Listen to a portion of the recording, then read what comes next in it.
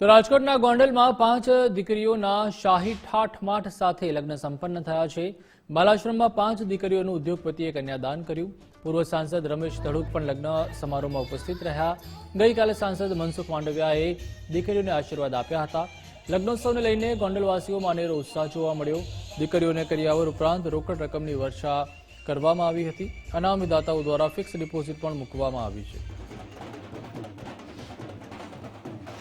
ભગવતસિંહજી બાલા આશ્રમની 5 દીકરીઓના શાહી લગ્ન પ્રસંગે આજે ગોંડલ ગામમાં ખૂબ મોટો ઉત્સવ જોવા મળ્યો છે અને આખું ગામ શણગારવામાં આવ્યું છે અને આખા ગામને એમ છે કે અમારી દીકરીના લગ્ન થાય છે।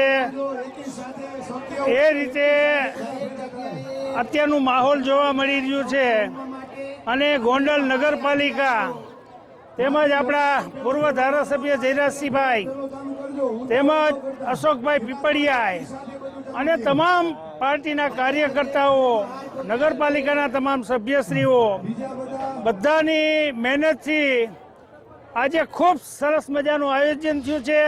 આજરોજ ગોંડલ નગરપાલિકા સંચાલિત બાલાશ્રમ ખાતે જ્યારે 5 દીકરીઓના લગ્ન થઈ રહ્યા છે ત્યારે આપ સૌ જાણો છો કે જે રીતે 1 મહિના દિવસથી ગોંડલ શહેર ને ગોંડલ તાલુકાના લોકો જે રીતે આ લગ્નને એક સફળ અને શાહી લગ્ન બનાવવા માટે થઈ જે રીતે પૂરા જોમ અને જુસ્સાથી મહેનત કરી રહ્યા હતા।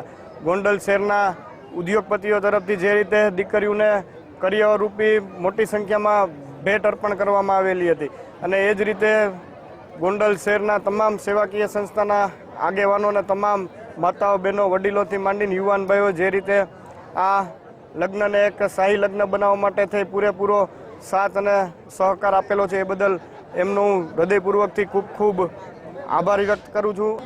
આ દીકરીઓ શાહી લગ્ન કહી શકાય, શાહી ઠાઠમાઠથી, અને જરી કઈ બાલાશ્રમ દીકરીને અણી જેટલું ઓછું ન આવે એ માટે તમામ વસ્તુની કેર આપણા રમેશભાઈ તેમજ ધારાસભ્યશ્રીએ જયરાજભાઈ રાખેલ રહેશે અને આ તમે એનું પરિણામ સ્વરૂપે જોઈ રહ્યા છો।